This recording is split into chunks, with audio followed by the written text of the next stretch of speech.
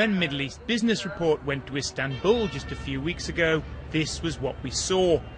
A bustling city in a vibrant, booming country.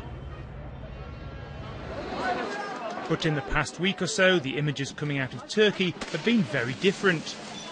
Protests against the policies of Prime Minister Erdogan and the ruling AK party spread through Istanbul, and very soon across the country.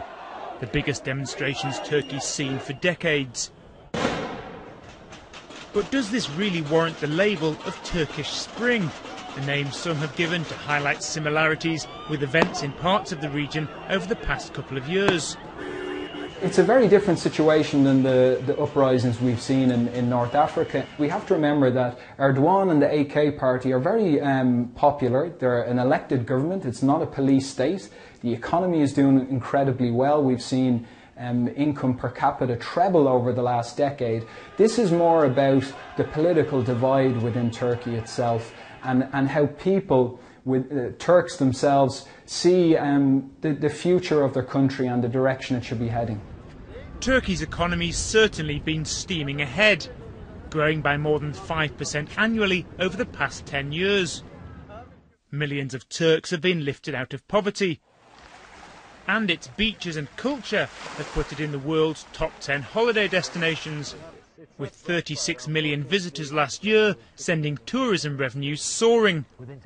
The main resorts have so far been trouble-free, though some tourists are bound to be put off. Some businesses are already counting the cost of the protests. But when will we really be able to judge the impact of recent events on the nation's finances? We still have quite some time to see how this plays out. The key issue is that it's spread to other cities. So from an investor's point of view, that's going to be quite worrying. Investors abroad will be looking at Turkey with keen interest to see exactly what the leadership decides to do on this. Will they back down, or will they decide, given that Erdogan has a lot of popular support within the country, to actually force through what he sees as the right policy?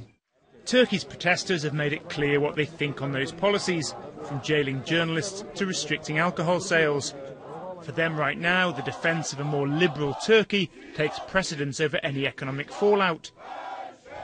But there are signs that fallout's happening, most visibly through a sharp drop in the country's stock market, suggesting investors are having a rethink.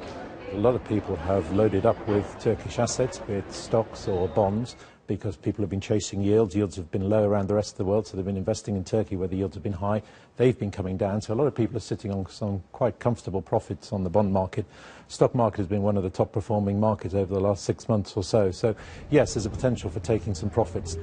With Turkey seen as a good catch, foreign investment has doubled here in the past 5 years. But even when we return to more tranquil scenes like these in Istanbul and beyond, the protests have cast some big doubts in the minds of overseas backers.